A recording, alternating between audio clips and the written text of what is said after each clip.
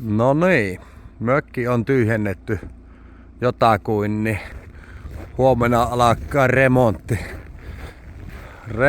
niin ajattelin ottaa video, miltä näyttää ennen.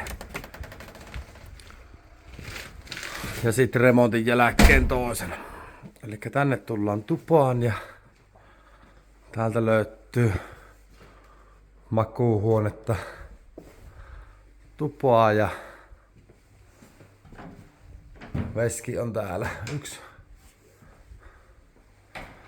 Täältä löytyy tupaa ja siinä on yksi leiviuuni, mikä ei vejä.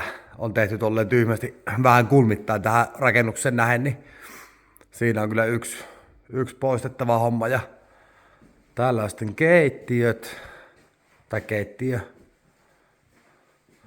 Nää muuttuu uuteen kaikki ja tuosta menee terassille ovi.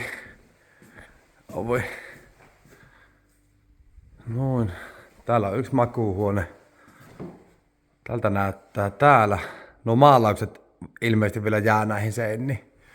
Muuten tulee pinnat kai uutta. Jes, täältä menee sitten. Se on pumppu. Kalle kävi vasta laittamassa. Tässä on yksi makari. Tää on kanssa tullut remonttiin. Ja täältä sitten takkahuoneeseen. Tän näköinen setti. Näin. Tänne tulee, täällä on veskit ja tekninen tila, maalämpö ja näin. No, täältä tulee pesuhuoneet ja siinä on vielä kiuas. Se olisi myytävänä. Ja sauna tulee täältä. Näin. Tuohon olisi meininki tulla vähän isompaa maisemaikkuna ja semmoista, niin ei mitään. Katsotaan, kunhan on remontti valmis.